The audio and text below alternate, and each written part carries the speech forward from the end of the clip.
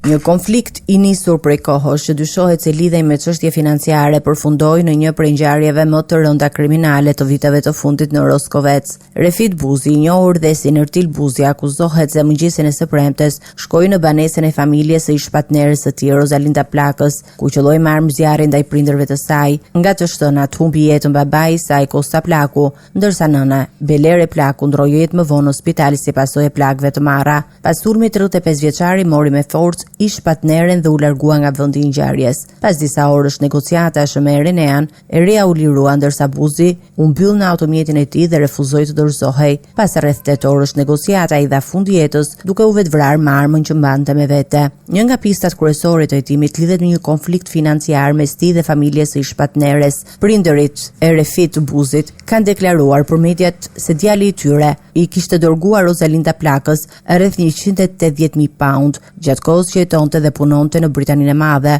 por sipas tyre, këto para nuk ishin kthyer kur pas së ndarjes së çiftit. Sipas familjarëve të viktimës, përplasja mes çiftit kishte qenë e vazhdueshme.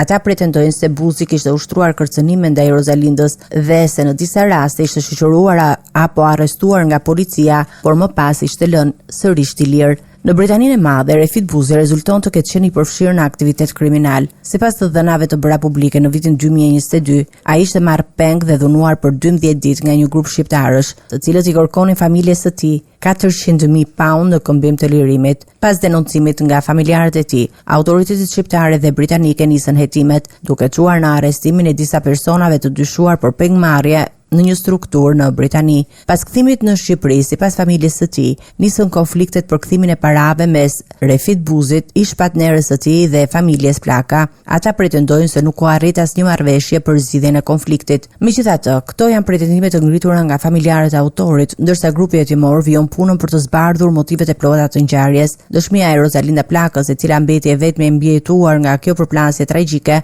pritet të jetë një nga elementet kryesore për të hedhur dritë mbi atë që ndodhi dhe shkaqet që çuan në humbjen e 3 jetëve.